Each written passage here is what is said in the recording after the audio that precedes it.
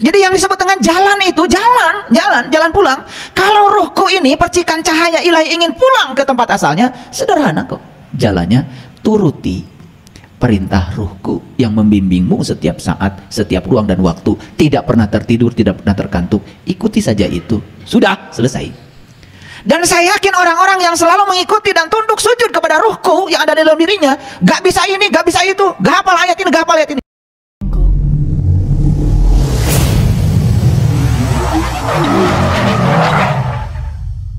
Orang lain karena tidak ada lagi konflik dengan dirinya sendiri. Ini kalau bahasa fisikanya ini entropinya sudah mencapai 0. Jadi saya itu kagum ya sama Boltzmann itu, dia orang Jerman, dia membuat rumusan entropi. Jadi entropi itu adalah gini, entropi adalah sama dengan konstanta dikalikan logaritma dari peluang. Nah, peluang itu berarti probability. Nah, lihat saya, karena duduknya teratur, ini teratur menghadap saya kan, semua. Peluang untuk mendapatkan jamaah yang duduknya membelakangi saya itu kecil sekali kalau teratur, karena semua menghadap saya kan, betul nggak? Coba kalau saya izinkan, silakan kalian duduknya bebas, mau menghadap ke utara, ke selatan, bebas. Peluang untuk mendapati jamaah yang menghadap ke utara ada, menghadap ke timur ada, betul nggak?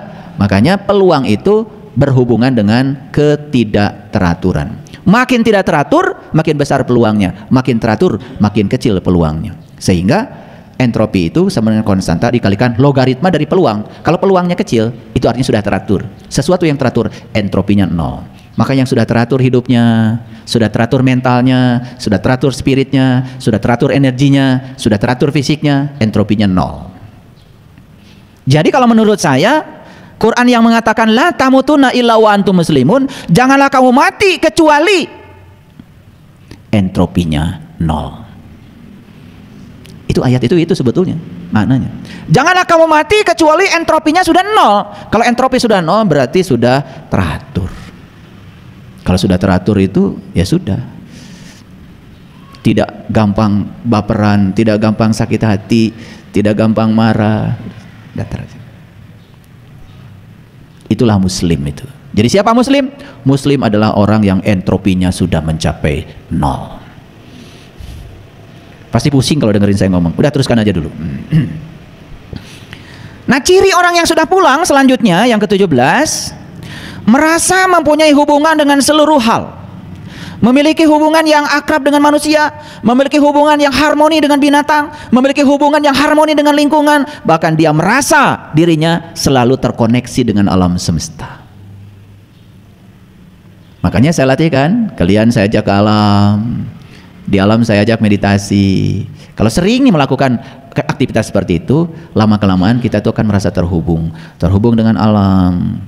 Kemarin saya ajak meditasi di sungai. Gimana caranya kita terhubung dengan aliran air?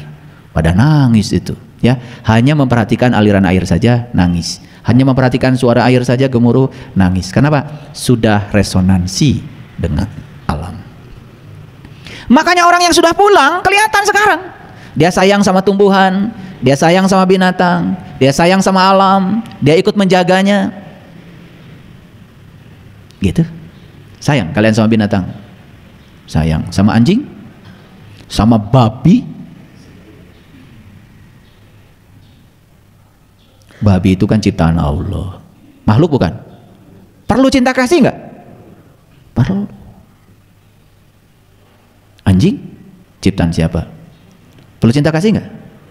Karena kita merasa kita ini lebih mewah dari mereka, lalu memperlakukan mereka semaunya kita. Katanya cinta kasihnya sudah tanpa batas, tapi masih dibatas-batasi hanya pada orang-orang yang baik sama kamu. Cinta kasih macam apa yang semacam itu? Itu namanya pangeretan. Yang ke-19, ciri orang yang sudah pulang, dia merasa dekat dengan alam, sangat dekat dengan alam. Kenapa? Karena dia sadar kalau dia dengan alam itu sama. Masih ingat gak waktu saya ajarkan meditasi di sungai? Saya bilang, air yang mengalir di sungai itu sama sejenis dengan air yang mengalir dalam darahmu. Molekul air yang ada di sungai rumusnya H2O. Molekul air yang ada di darahmu juga H2O. Apa bedanya? Begitu saya bilang begitu, nangis. Karena apa? Selama ini kita menganggap seakan-akan tubuh kita ini lebih mewah daripada air yang di gelas. Padahal, bukankah tubuh, air yang ada di tubuhmu itu berasal dari gelas? Betul? Ini kalau air ini saya minum sekarang, kan jadi darah saya, jadi daging saya. Untung aja air nggak protes. Kamu merasa mewah, bukankah seluruh air di tubuhmu itu berasal dari aku, air yang di luar dirimu? Kok nggak sadar sih?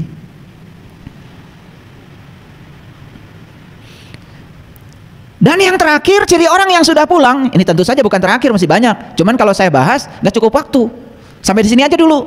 Karena konsep yang mau kita bahas bukan ini topiknya yang ini. Ini cuman sekedar pemanasan saja. Dan yang terakhir adalah merasakan kebahagiaan yang sesungguhnya dalam hidup dan selalu bersyukur. Nah, hati-hati ya. Syukur itu bukan senang ketika mendapatkan yang diinginkan. Syukur itu sudah selesai.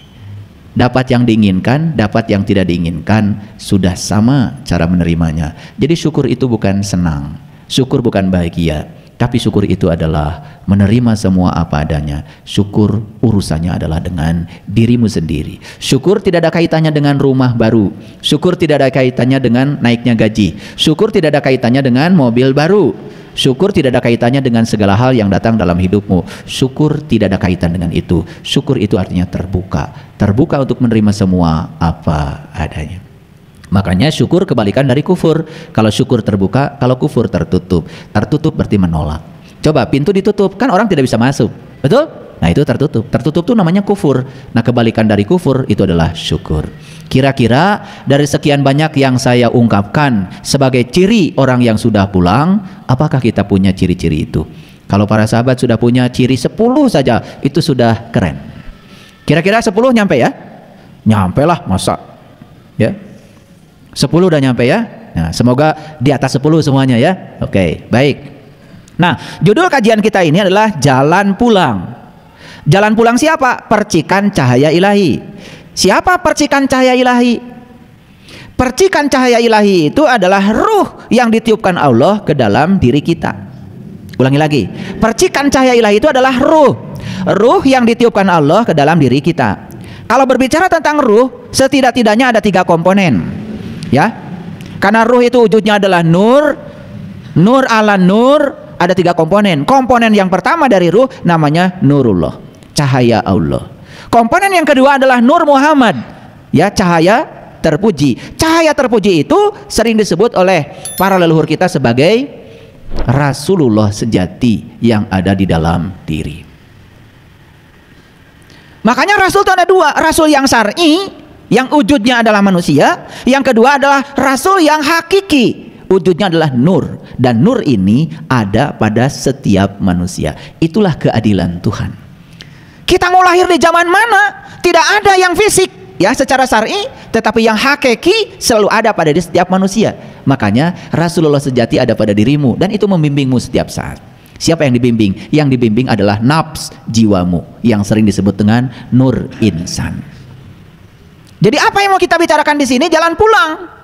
Satu kata jalan, yang kedua pulang. Yang ketiga adalah percikan cahaya ilahi, yaitu ruh yang ditiupkan Allah ke dalam diri. Jadi ruh yang ditiupkan Allah ke dalam diri ini harus tahu jalan pulangnya. Nah, bagaimana supaya ruh ini tahu jalan pulangnya? Sebetulnya yang harus tahu jalan pulang itu bukan ruhnya, tetapi nur insannya, jiwanya. Nah, sang jiwa ini yang harus tahu jalan pulang. Apakah tidak dibimbing sang jiwa ini oleh Nurullah dan Nur Muhammad? Dibimbing setiap saat. Cuman si jiwa ini jarang ikut pada bimbingan dari Nurullah dan Nur Muhammadnya. Itu saja. Jadi kalau ingin tahu jalan pulang, sederhana, ikuti saja bimbingan dari Nurullah dan Nur Muhammad yang ada dalam diri. Itu saja cukup. Apakah untuk tahu jalan pulang ini harus hafal ayat, harus hafal kitab suci, harus hafal ribuan hadis, harus hafal ini, hafal itu? Tidak. Tidak. Makanya di Quran sangat luar biasa ya, dikatakan seperti ini. Baik, kita lihat ayatnya. Ini Quran surat Al-Hijr ayat yang ke-29. Jadi bisa dibaca ya, surat ke-15 ayat 29.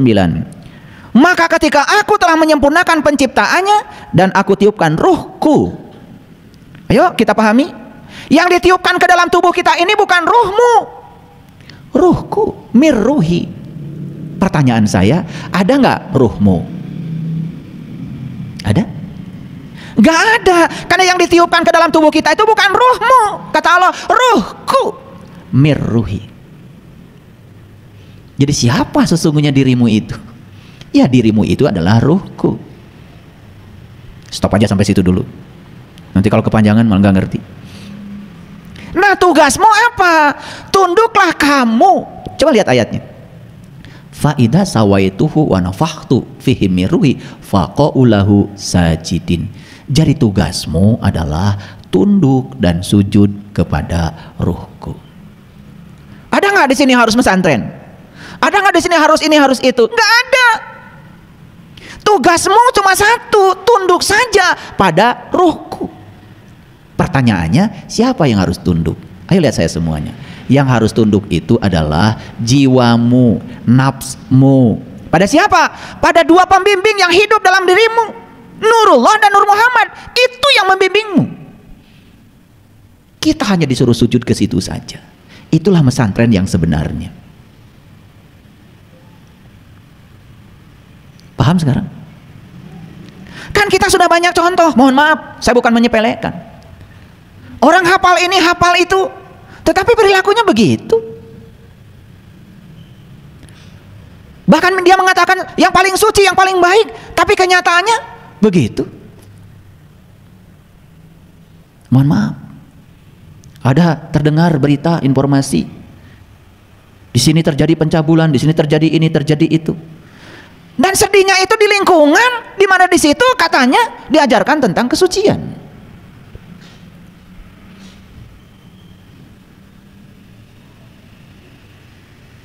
Jadi sederhana saja sebetulnya. Kalau ingin tahu jalan pulang, satu-satunya jalan pulang adalah sujudkan jiwamu pada ruhku. Itu saja. Saya yakin siapapun orang di tempat ini yang selalu mengikuti apa kata diri sejatinya, bahkan tidak hafal ayat, tidak ngaji ini ngaji itu, saya yakin selamat. Sebaliknya, yang hafal ini hafal itu cuma luarnya saja, tetapi dia berkhianat kepada ruhku yang ada dalam dirinya. Itulah yang disebut dengan melanggar dari keselarasan diri dengan diri sejatinya. Gimana, mengerti? Sebelum saya lanjutkan, yuk kita simpulkan dulu. Jadi yang disebut dengan jalan itu jalan pulang. Kalau ruhku ini percikan cahaya ilahi ingin pulang ke tempat asalnya, sederhana kok. Jalannya turuti perintah ruhku yang membimbingmu setiap saat, setiap ruang dan waktu. Tidak pernah tertidur, tidak pernah terkantuk. Ikuti saja itu. Sudah, selesai. Dan saya yakin orang-orang yang selalu mengikuti dan tunduk sujud kepada ruhku yang ada dalam dirinya, gak bisa ini, gak bisa itu, gak hafal ayat ini, gak hafal ayat ini, selamat. Selamat.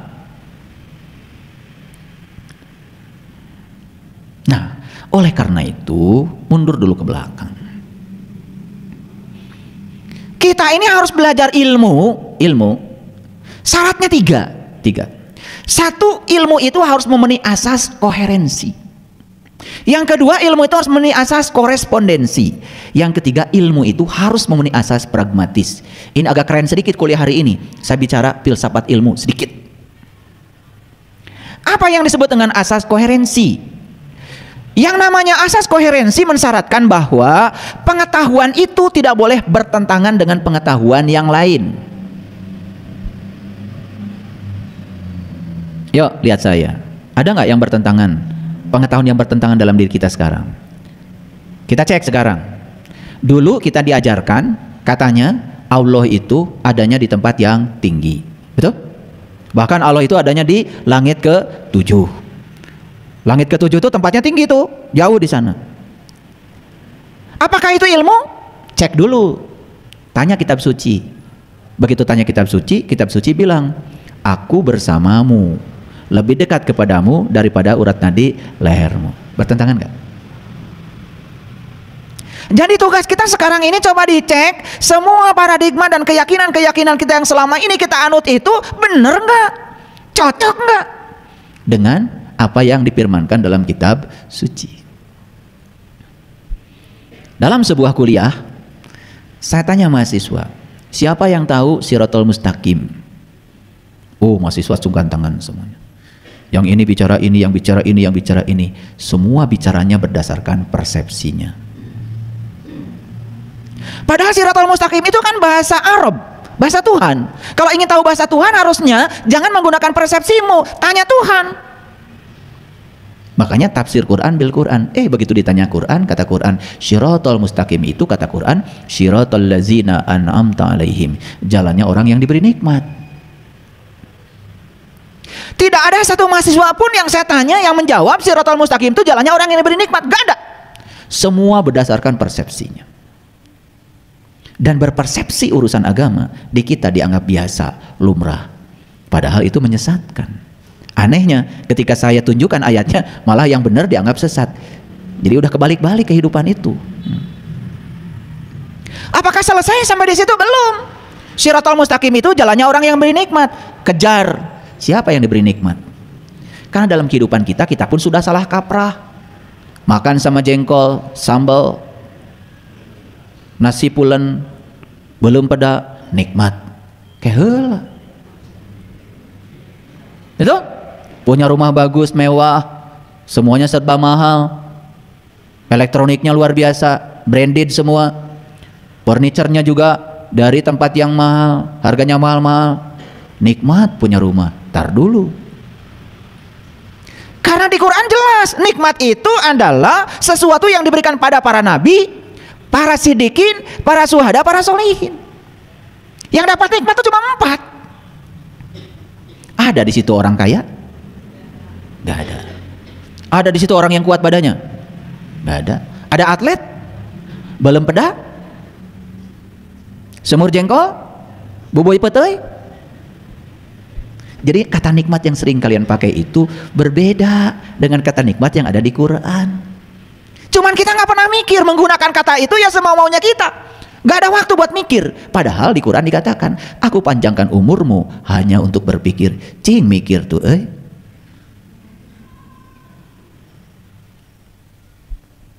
Gak ada waktu. Ketika kita doa orang lain bilang mudah-mudahan, ngiluan mudah-mudahan. Semua kata yang diulang 2 kali pakai akhiran ante bohong. Jadi mudah-mudahan teh berarti hese. Ganti. Semoga. Mudah-mudahan anak saya lulus. Mau lulus. Dadoan lagi nggak salah. Mudah-mudahan teh hese sulit. Kan mobil-mobilan berarti bukan mobil nyaan. Mal bisa ditumpahkan. Hanya untuk mainan. Jadi mudah-mudahan tuh mainan. Harusnya semoga. Karena orang lain ngomong begitu, kita juga ngikut saja. Karena terbiasa kita ini ya menjadi fotokopi orang. Lihat saya semuanya. Jadi pengetahuan itu harus koheren. Sekarang coba tanya. Kalau saya tanya, Baitullah di mana? Jawabannya semua di Mekah. Jauh dong. Baitullah artinya apa? Rumah Allah. Apaan Allah teh nyangem di Al-Quran. Kami teh deket jeung anjeun. Lebih deket tibatan urat beheung maneh.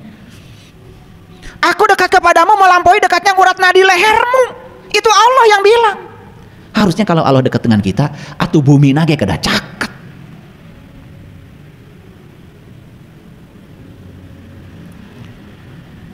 Sugan we mikir dikiekeun. Ibu salat. Ada salat naon? Menyembah. Menyembah saha? Menyembah Allah. Apaan Allah teh? Caket. Langkung caket tibatan urat beheung urang. Apaan Allah teh ngahiji jeung urang. Jadi kalau kita menyembah, yang disembah dengan yang menyembah papisah. Nah ini gak akan saya teruskan pikiran kesorangan. Berarti kan harus ada semacam revolusi pemahaman untuk mendudukan kembali semua hal yang selama ini tidak koheren menjadi koheren. Saya tanya setiap orang yang bertemu dengan saya, bahkan yang datang ke rumah mau belajar dengan saya, Bapak Ibu terang tuh, tahu nggak Sidratil Muntaha? Oh tahu. Apa Sidratul Muntaha? Itu katanya langit ketujuh.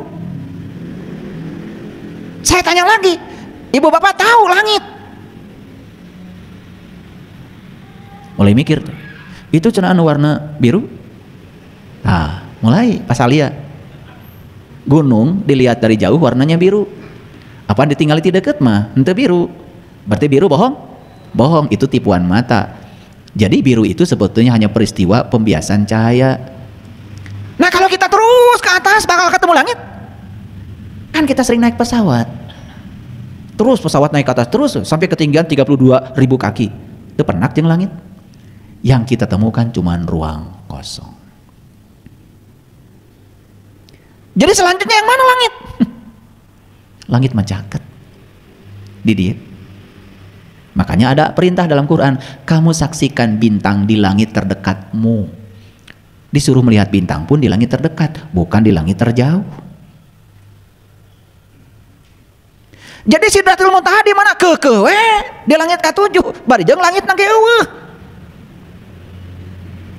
Begitu dibongkar isinya Sidratul Muntaha, oh ternyata bahasa Arab. Sidra itu artinya sadar, Al-Muntaha itu artinya puncak, penghujung. Sidratul Muntaha itu puncak kesadaran. Padahal gampang, angkat ke rumah sakit, tinggal lihat di ICU menggaloler, tanya ke keluarganya, kunaon itu ibu? Stroke. Ada orang stroke sadar ente? Kan tidak sadar. Ada stroke di mana? Di bujur. Di mana stroke? Apaan stroke tadi dia? Pembuluh darah pecah. Ke kamar mandi. Nih, mau mandi ku sababah hareudang gerah langsung brrrr weh ya, mastaka heula, kepala dulu yang disiram pakai air dingin. Darah tahu karena di bagian atas kepala itu dingin, gara-gara ada air dingin, maka darah berduyun-duyun naik ke atas karena ingin memanaskan kepala yang dingin. Apa yang terjadi? Karena sudah sepuh, umur di atas 60, 70, pembuluh darah di otak sudah menyempit, darah yang naik ke atas banyak, tidak kuat tuh paralonnya, pecah pembuluh darah gara-gara salah mandi. Begitu pecah, blak weh, jatuh. Karena kita awam, oh sepuh abdi gebis di kamar mandi, kunaon tis oledat cenah, padahal pecah pembuluh darah. Begitu pecah pembuluh darah, apa yang terjadi? Sistem kelistrikan otak kacau. Sistem kimawi otak kacau, hilang kesadaran. Ibu, bapak, badai naros sekali deui. Ari sadar di mana? Tunjukkan sadar di mana? Di dia atau di dia? Nah, Sidratul Muntaha ujug-ujug di ditu. Kan ini tidak koheren. Nah, kalau saya rinci, gak akan selesai 10 jam saya bicara begini. Terlalu banyak yang tidak koheren dalam kehidupan kita, yang kadung sudah diyakini oleh kita. Dacet batur ge gitu. Makanya koreksi, coba bikin daftar. Pulang dari sini ibu bapak beli buku, rada kandel seetik bukuna. Bare judul ku sepidol nu gede. Judulnya buku bodoh ibu siapa. Jadi tulis dulu buku bodoh ibu Yani. Awas ya, pulang dari sini beli. Nanti beli pulpen, tulis semua kata yang sudah dikenal dalam hidup. Misalkan iman, tulis. Nanti sambil diam tanya, ari iman teh naon? Urang geus nyaho acan. Islam tulis, ihsan tulis, ikhlas tulis, sabar tulis semua. Begitu lihat ada mobil Avanza, tulis Avanza. Begitu lihat di mobil ada VVTi, tulis. Pertanyakan semua kata-kata itu pada diri. Saya jamin ya, kita nggak bisa jawab semuanya. Saya jamin nggak bisa jawab semuanya. Karena yang disebut tahu selama ini oleh kita itu kita tidak tahu. Tulis, ningali panon poe, tulis panon poe. Nanti pertanyakan, apa matahari? Kenapa bersinar? Bagaimana matahari nggak habis-habis? Kok bersinar terus? Kenapa panas?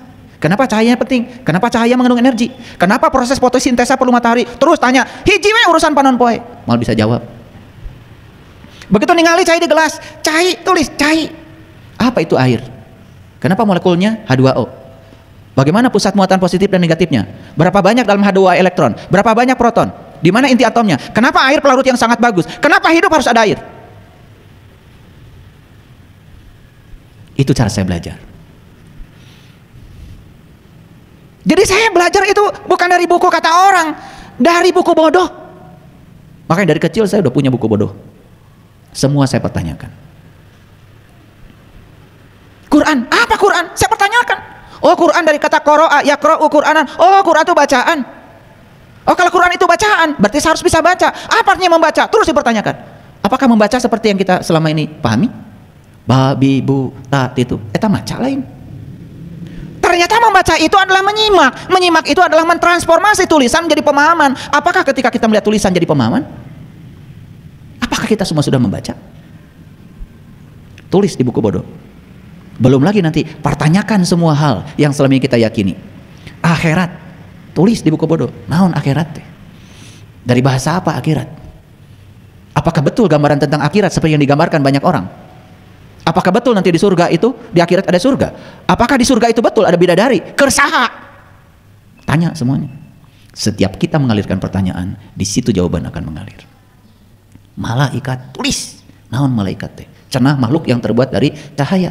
Ari urang dijieun tinu naon? Kapan semua kita juga terbuat dari cahaya? Aslinya kita makhluk cahaya. Kalau gitu apa bedanya kita dengan malaikat? Setan. Saha setan teh? Urang mana? Pernah nggak gitu belajar? Makanya semua yang kita yakini ringkih, tidak koheren. Begitu dibuktikan, semua tidak selaras. Baru satu. Dua, pengetahuan itu harus sesuai dengan faktanya. Dan harus bisa dibuktikan. Om, mohon maaf. Kita punya keyakinan. Apakah keyakinan kita sesuai dengan faktanya? Apakah keyakinan bisa dibuktikan? Kalau tidak bisa dibuktikan, tidak termasuk kelompok pengetahuan.